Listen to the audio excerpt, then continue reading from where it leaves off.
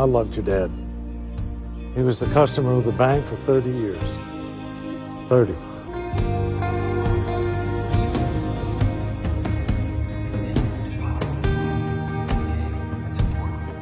Maybe it was the focusing of the camera, but the background almost looked fake. It must just be the focusing, I guess. I don't know. The edges of their bodies just look really weird to me. But also the dramatic reveal of the character being like, and then this is Tobey Marshall. And the music kind of swells. Like, I get what they're going for. I don't know if the movie's taking itself too seriously or not, though. Who was that? Oh, it's just an old customer of my dad's. Huh, I didn't recognize him. I was thinking about the race tonight. We should get there early. 5 cars, race is full. Pot should be like what? $5 grand. 5 cars and the pot is $5 grand? Holy shit.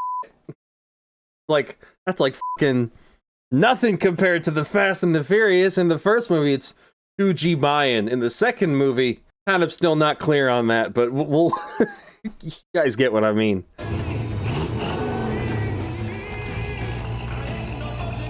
I am almost certain you just did that rev just because you're like, hey, the big man's here. I have an excuse to rev. And you know what? If this were a Fast and the Furious video, I'd fault him for it. But to be honest, we all love the sounds of our cars. So we don't give a fuck about how people feel.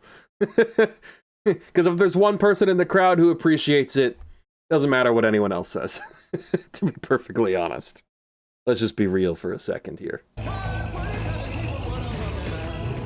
And everyone's like fucking mean mugging him because they're all just like, this dick acting like the big man.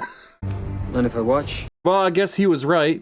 Came to see how a real racer races. I will say that every type of racing is like a different kind of skill set. Someone could be really good at fucking drag racing, 9,000 horsepower, 3-second, whatever the you know, insane cars, whatever the fastest drag cars are out there, but they could be absolute dog shit at circuit racing. Someone could be really good at circuit racing and then be absolutely dog shit at drifting. There could be someone really good at this type of fictional street racing, but they could be terrible at Formula One. I think I don't know. Unless if you're just the best driver in the world and can do everything, I don't know how much of this actually applies. But Tobey, though, doesn't seem all that confrontational about it, though. He's not like, I don't like this guy and this, that, and the other. Like, he keeps a lot of stuff to his chest.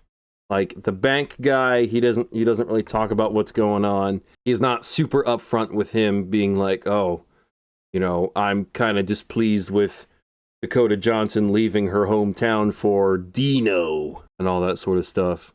And he's also like, look, guys, you know, I may not like him, but he raced Indy. Gotta respect that. The interesting character. I'm just looking at his shop. I thought it was a gas station at first. Interesting. I mean, it's predominantly just like a muscle car shop or something. Oh, forget about that fool in this turtleneck, right? Just tell him you're out. We're doing fine without him. We're not. This isn't... You were paying attention to the dialogue. That really isn't a big reveal. We could hear the guy from the bank talking about stuff that made it very clear he was a guy from the bank. And then when he lied about who he was, and he was so uneasy about it, you obviously know right away something's not right. Right? Look, I'm behind on the loan. That guy from earlier, that guy's from the bank.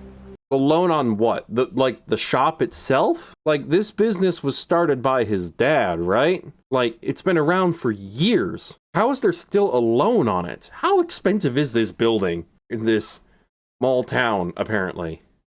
Is it a small town? This time's different, okay? Was his dad behind on payments too? Or was, like, what the hell are the payments? Hey, come on, guys. This is Carol Shelby. This is an opportunity of a lifetime. We're doing this. All right, for Tobey. 9:30 tomorrow, don't be late. 9:30 is late. The fuck you mean? 2:30? Are you crazy? What if I can't get the car there? Well, Maybe you can't, but I can. I'll drive. Don't even think about driving that car. What is this dynamic? Maybe you can't, Mr. IndyCar. He was just talking about... he wasn't just talking. At the beginning of the movie, he was talking about how he did IndyCar. That's pretty respectable. And now he's just disrespecting him to his face. I don't understand. Okay, the relationships in this movie so far make the Fast and the Furious look like goddamn Shakespeare. I'm sorry. Oh, and what do you know? I wonder who's driving. I'm sure it's Dino. And not Tobey Marshall, because he is a man of integrity. Mr. Bombastic. Oh, now, you see, now that's a surprise. You're the pro. You got nothing to prove to me. Let's move on. No, let's race. You win, I'll give you my 75% of the Mustang deal. You lose, you give me your 25%. Or, Tobey, hear me out. Let me just do 25%, 2.7 million.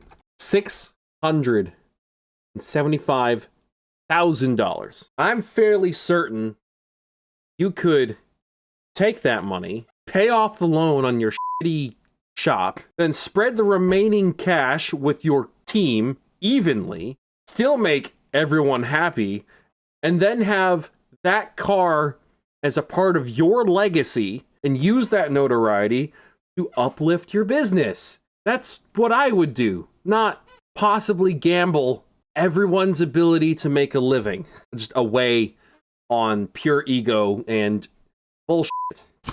Sit down! Today's video is sponsored by Rockform. I have been using their products, the case and the screen protectors, for several months now. Like, this case is the one I paid for. Here's the receipt. Same with the screen protector. Phones are pretty expensive nowadays, especially for getting the new stuff. These are just iPhone 11s, but some phones can cost north of $1,000. A screen replacement on an iPhone 11 is north of $300. So here's the cool part for you guys. If you use my link down in the description below and my code, TheRacingJoker, and get 25% off, you can get a case and a couple screen protectors for $52.49. You don't need to pay what I paid. This is the rugged case. This is my favorite one. I think it looks cool. The corners of iPhones are pretty fragile and great shattering points on their screens, but the design in the case at the corners here helps protect those.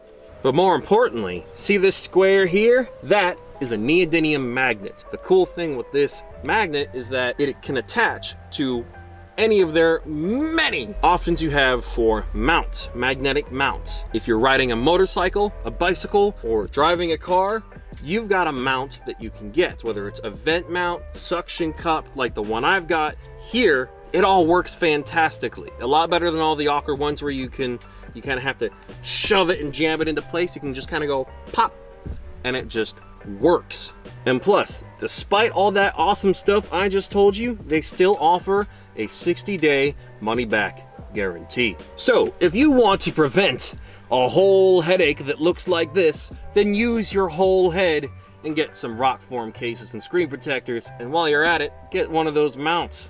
And remember, use the link in the description and put in the code TheRacingJoker and you'll get 25% off on your purchase. Thank you to Rockform for sponsoring this video. Thank you guys for watching, and thank you all for supporting the channel. And let's get on with the video. Well, that makes it interesting. Well, it doesn't. It just means you're an idiot. Think long term.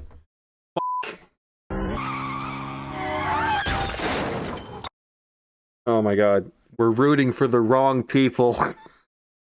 That's just so horrible.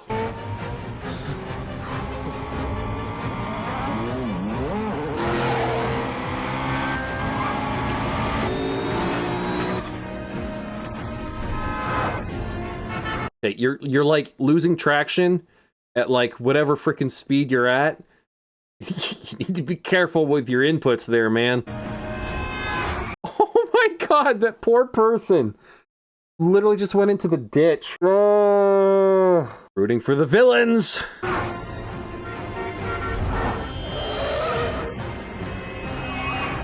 In order for them to be going past him that slowly in the opposite direction, he could not be going that fast.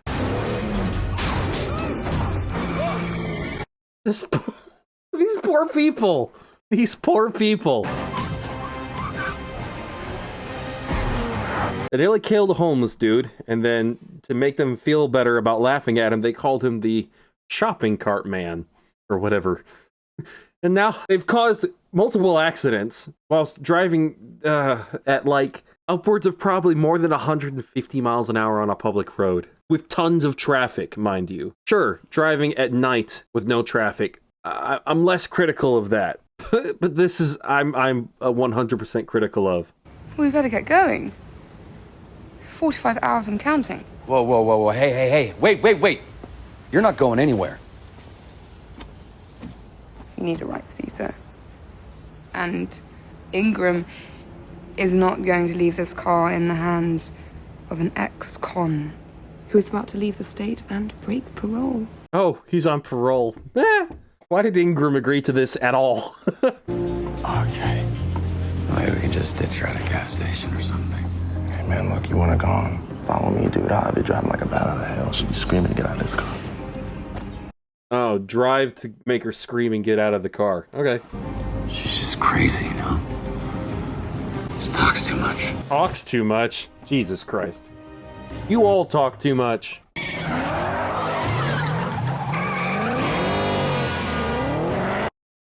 Holy shit. What is wrong with you? Oh my god. That's so terrible. Like, I get that cyclists can be annoying. Literally, he could have just flipped himself over just from jerking the handlebars.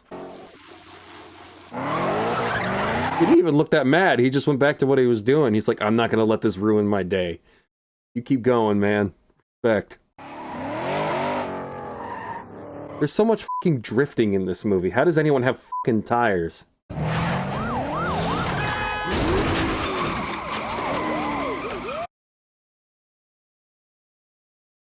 I want to be honest, that cop was really patient. I don't know if he deserved that. Hey! What just happened? You're amazing. No, he's not. He's horrible. Before the cops get here.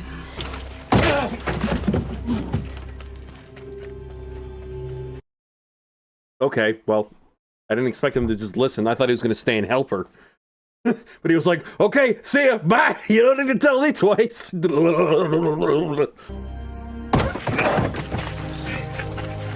got you. Oh, okay. You know what? I heard him running. I thought he ran away.